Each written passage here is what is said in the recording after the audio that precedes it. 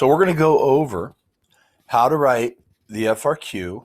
First, the FRQ format, and then we'll get more into how to write the FRQ for the AP Human Geography class. So I'm going to show you right here. You're going to have 25 minutes to read and respond to question 1.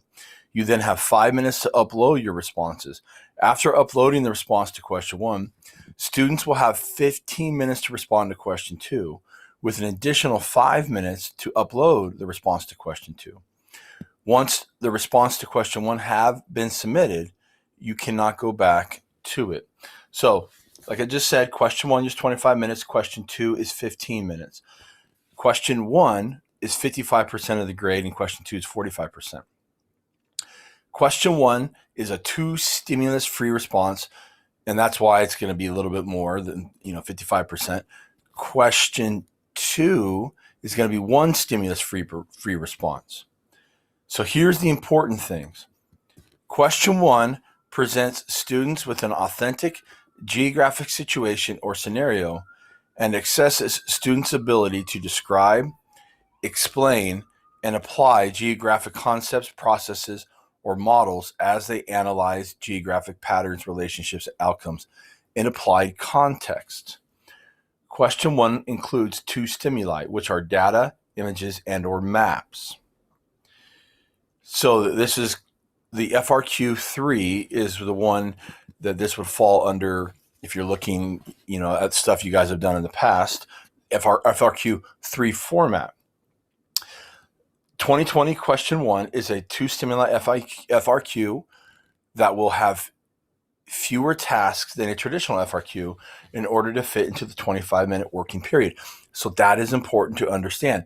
Yes, it might be a 2 stimuli, but it's not going to have the same requirements as a normal FRQ. You will not be asked to provide, nor will you be granted points for providing basic definitions. So please do not waste your time on writing the definitions. If you write the definitions, you will essentially not get any extra points for that. Could it help you write your FRQ? Yes, but you're not getting more points for that. It says, though, the question will focus on geographic concepts, processes, and models, and how they interrelate and apply to the scenario given in the prompt. Here's what they are saying there. They want to see you apply what you've learned to the concept that they are giving you. So with the 2 stimuli, if it's a map and a photo, they want to see, rather than define these concepts, apply the knowledge you have learned to answering the questions that they have. FRQ 2 now is a little different. It's a 1 stimulus FRQ that will have fewer tasks than a traditional FRQ in order to fit into the 15-minute working period. You will not be asked to provide, nor will you be granted points, again, for providing that basic definition. So we're not going to waste our time with that. Rather, question 1 will focus on concepts, processes, and models, and how they interrelate and apply to the scenario given in the prompt. So just like question 1, where they give you 2 stimuli, in the next FRQ, they're only giving you 1. Here's what you can take from all this.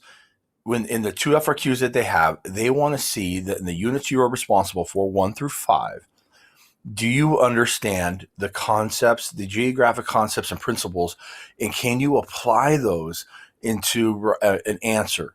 So if it's asking you about maps, you put all the things that you know about maps, about data, about spatial, distance, and this, that, or the other, into that, into answering the question. Don't define what a map is. Explain through the concepts that you learned in Unit 1 what a map is and how does it apply to the 2 stimuli that they are showing you. Either, again, Units 1 through 5, don't worry about Units 6 and 7. If you do the makeup test, it is June 1st. The actual test for us is May 12th. I'm hoping this will help you on just the basic, what is going to be required on the AP exam on these 2 FRQs that are take home. And you can use your notes on this as well. I will be following up with this, the how to write an FRQ and what the College Board is looking for. But first, we need to know what they are looking for. So one of your FRQs, 2 stimuli. That's going to be question one. The other one is going to have one stimuli. So just remember that.